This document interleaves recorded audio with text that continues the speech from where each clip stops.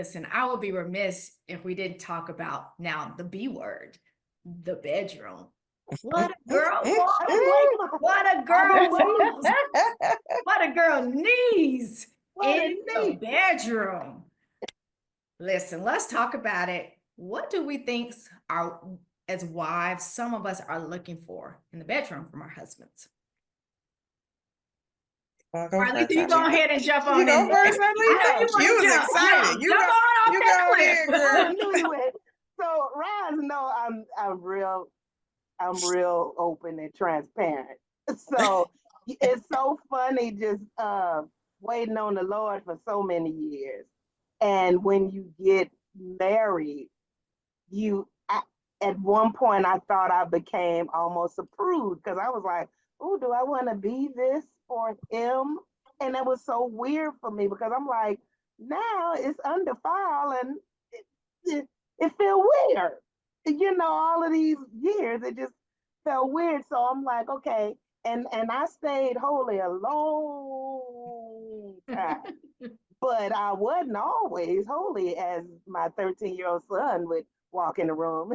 So, it's that the being married, and I'm always like, okay, keep that same energy. When I am in the house trying to get you to, I'm pulling from you because I need it, because I need some mental energy for what you say you want later. You don't want me to change up because, I have to be a different person, but I'm exhausted. I'm tired. I got a kid that's pulling on me. So that's hard too, especially now, being a newlywed and having a kid, and you're like, oh gosh, now I got to be his wife. And then this kid want to come in and want to hug. How do you do that? So that's been hard for me. I mean, I know how to be a wife now, but I mean, but I'm like those my love language. I need words. I need all that stuff in my mental bad girl bank. I need to put it in there. And if I'm not getting that, it's difficult for me because I got so much other stuff. It's Spencer need a hug and he want me to help him with homework over here. And then my husband looking at me like, all right, you better. And I'm like, I got all of that, but I don't know how to pull those people out. So I'm always waiting for like, babe, let's go get a room. Let's go get. And he was like, we got a house. And I'm like, yeah, but I don't feel like the her you need me to be. I don't feel like her here because I just got to do through with homework, and I ain't her. I don't feel like her. So that's been beautiful and difficult at the same time, trying to find that beautiful balance to make sure he good and to make sure I'm good and to make sure everybody in the house good because everybody in the club want to be good. So it's a beautiful balance that's really difficult at times, but we make it work. But I love what you're saying because what I'd like to pull out is you have a need for your husband to help light that fire. You have a need for him to just, whether it's saying something or it could be a touch, it could be just something, knowing you well enough just to give you a little something, because that little something can set that fire off and just shift you. Like we are, I don't know if you all agree, but as women, like if you just say something like you talk in my ear, you walk up on me a certain way, you ain't got to do much. It don't take much. It don't take much, and you always want that. And I always say, don't be him 2 minutes before you want me to be her, because she ain't coming. Right. She's still That's true. She's still somewhere else. You gotta be him from the and it's not difficult. And that's what I keep telling him. I'm not telling you to keep pouring beautiful. Oh, you're beautiful. No, leave the house. Say something crazy. I like that when you say something crazy. Then text me something crazier. I like that. Then I mean, because all of this, and just one day, just be text me, come crazy, say something crazy. I'm crazy, so I'm like, I'm down for it all, whatever you say. But don't be him 2 minutes before you want me to be her, cause she ain't there yet.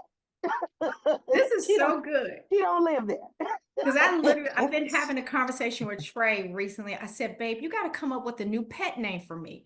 I said, that's what I need right now. I'm in a season where I need a new pet name because Get you a that's new going name, to do girl. something for me that's going to help you out in the long run. So, It helps you. And I don't think they understand that part. The woman you want, it lies in you.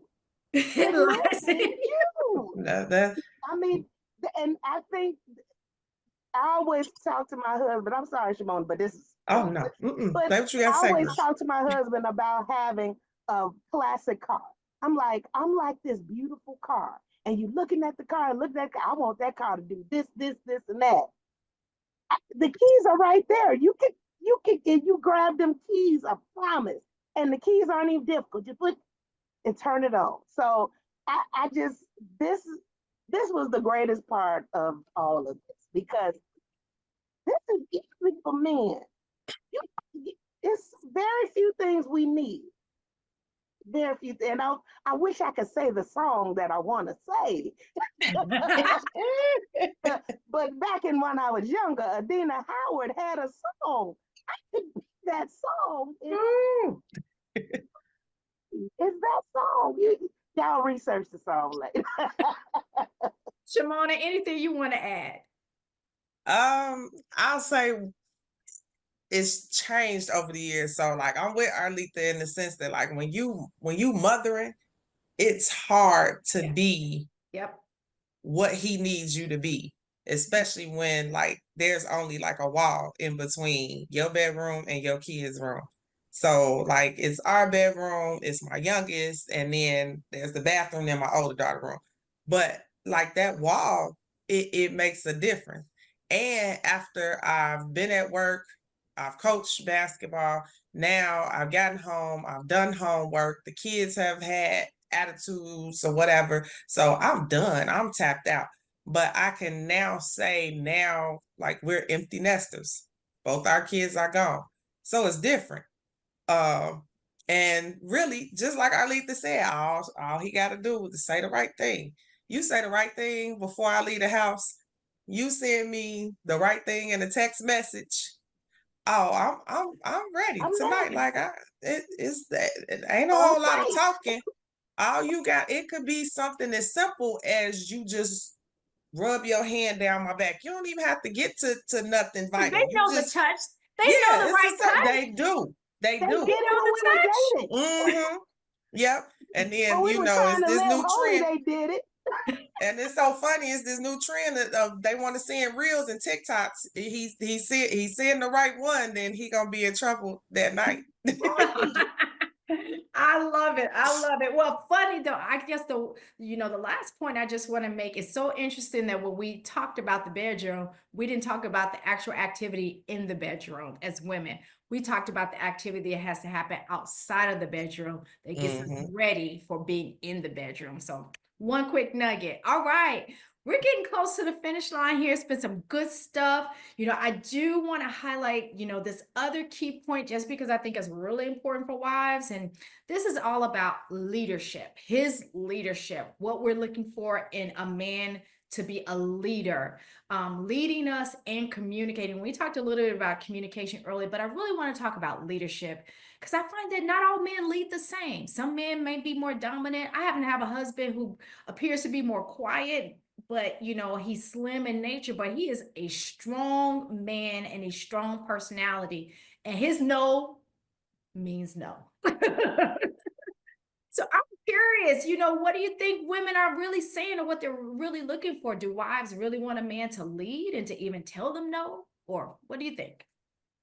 I do. I like the fact that Adrian is strong-minded. Now, yes, sometimes it gets on my nerves, but for the most part, I like that he's strong-minded and he knows what we need in that moment. And I've gotten to the point, you know, of course, when I was younger, like it was kind of a back and forth pull thing because I'm quiet, but I do have a strong personality in the sense of I know what I know, I like what I like.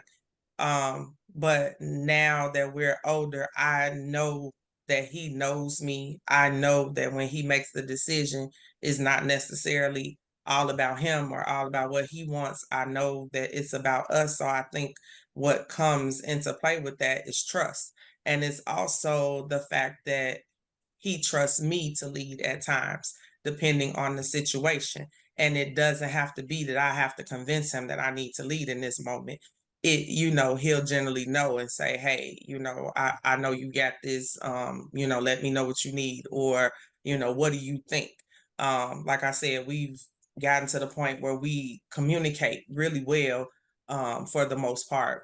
So he is able to know when I should lead, where my expertise is. I know where his expertise is, and I will push him to lead in those moments, or he will just lead. Or, like you said, if I'm going a little too far, then he may be like, nope, come on back.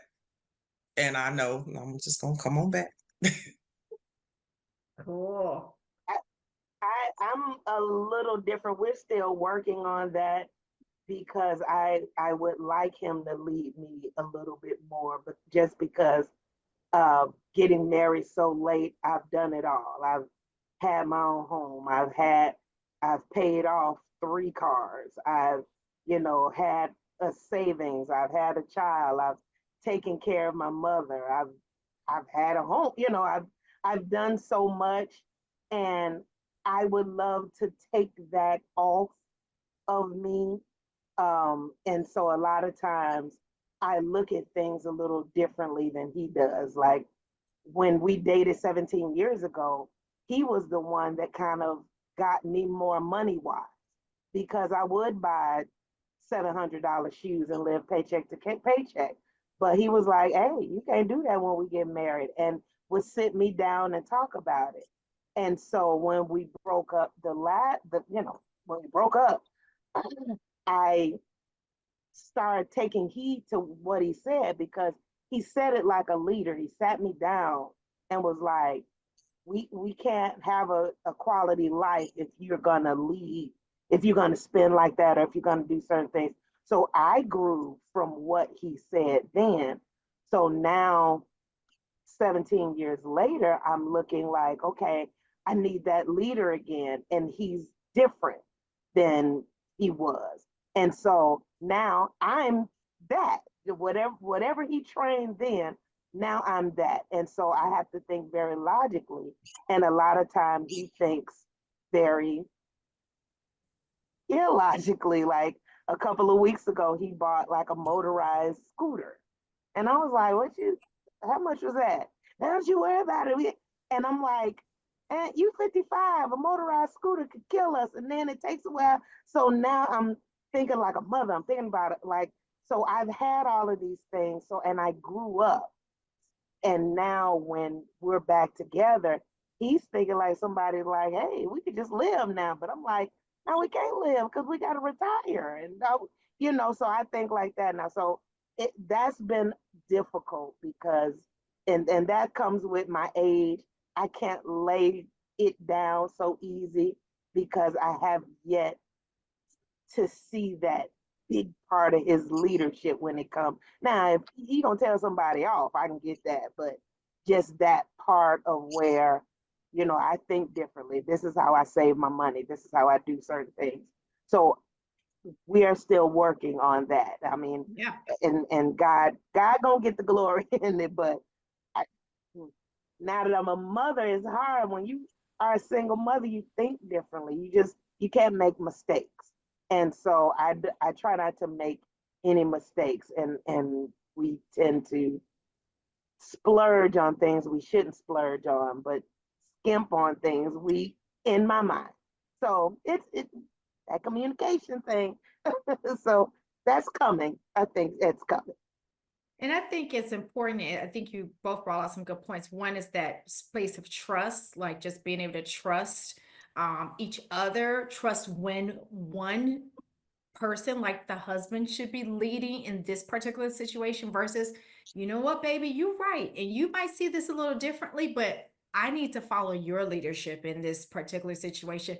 We've had both. I've had situations where I'm like, Trey, you're right. You know, you're right. You were right about this. But he's also been like, no, you were right. Or let's go in the direction that you're saying we should go in. And I also feel like that just takes time. That's a part of just growing together and hopefully both partners being humble enough to want to grow together and to look at that together and to work through those things together. So that communication, that trust, and that growing together. Well, wow, thank you both. Y'all have shared some excellent examples. As we wrap up the conversation, I'd love for you to answer two final questions.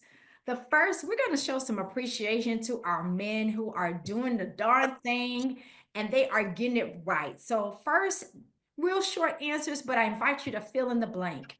I love it when my husband, Arlita, fill in the blank. I love it when my husband is in his greatness, when he is working on things that he is great at. He is an amazing computer technician, and I always call it nerding out. And I love when he nerds out and he is in his moment of greatness. I love that about him. And then I love when he's joyful and happy. I love it. And Shimona, I love it when my husband. I love it when my husband, I'm gonna go similar to Arlita, is in his greatness. He's humble for the most part. It's certain things like cooking, you can't tell him anybody could cook better than him. But it's things that sometimes he won't go on and show people like his greatness. But when he shows it and he's shining, like I just absolutely love that. Awesome. And then the second question, please share one final tip you would encourage a husband who's wondering, how do I please my wife? I feel like I'm always getting it wrong. Where do I start? Arlita? Ask her. I mean, that's the simplest answer.